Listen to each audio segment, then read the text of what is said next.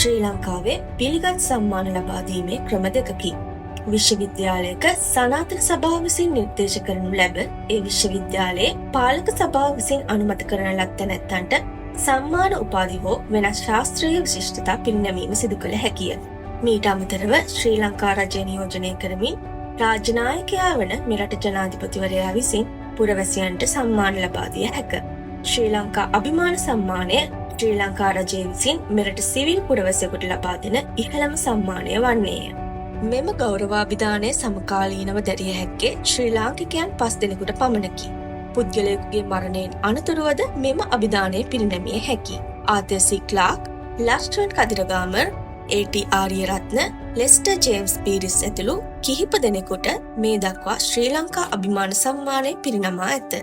මෙරට අවසාන ශ්‍රී ලංකා අභිමාන සම්මානය හිමිවන්නේ 2017 වසරේදී WD අමරදේව ශූරීන්ටයි.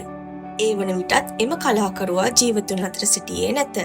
ශ්‍රී ලංකා රජය විසින් සිවිල් සම්මානයක් ලෙසින් පිරිනැමෙන දෙවන ඉහළතම ශ්‍රී ලාංකික ජාතික සම්මානය දේශමාන්‍ය වේ.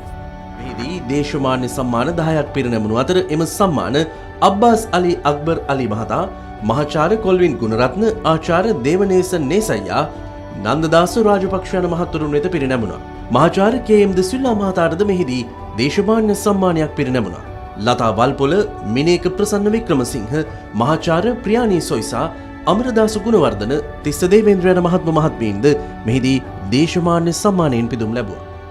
ඊට අමතරව ජාතියට කළ සේවය සඳහා දේශබන්දු, ශ්‍රී ලංකා සිකාමණී, ශ්‍රී ලංකා තිලක ගෞරව සම්මානද, නිර්භීතකම සඳහා වීර චූඩාමණී, වීර ප්‍රතාපා සම්මානද, විද්‍යාත්මක ජයග්‍රහණ සඳහා විද්‍යා ජ්‍යෝති, විද්‍යානිධි සම්මානද, කලා සංස්කෘතික හා නාට්‍ය කලාවේ ජයග්‍රහණ සඳහා කලා කීර්ති, කලා සූරී සම්මානද, ජාතික නොවන අය සඳහා ශ්‍රී ලංකාවේ මිත්‍ර විභූෂණ, ශ්‍රී ලංකා රත්න, ශ්‍රී ලංකා රංජන, ශ්‍රී ලංකා රම්‍යා සම්මානද ශ්‍රී ලංකා රජය මගින් පිරිනමනු ලැබේ. සාම්ප්‍රදායිකව අභිදානලාභියාගේ නාමයේ ඉදිරියෙන් එකී ගෞරව නාමය පදවි නාමයක් හෝ උපසර්ග නාමයක් ලෙස භාවිතා කරනු ලැබේ.